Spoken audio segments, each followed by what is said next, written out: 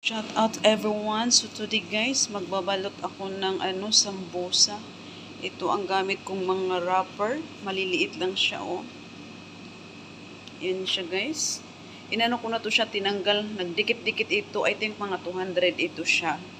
So ito na ang aking ginagawang vegetable sambusa. Ang paggagawa ko nito mga kagulay is yung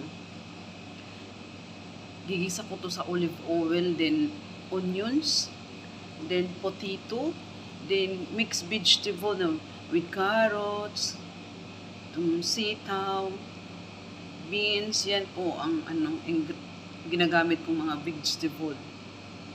Then gilagyan ko siya ng Knorr cubes. Then masala, Arabic masala. Yun siya po. Then ito po ang aking paste pandikit ba,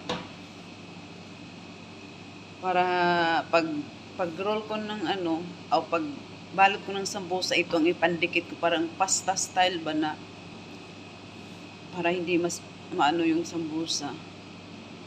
Kumbaga i-close, kumbaga idikit siya. So to siya guys, ari na ang gamit ko ito.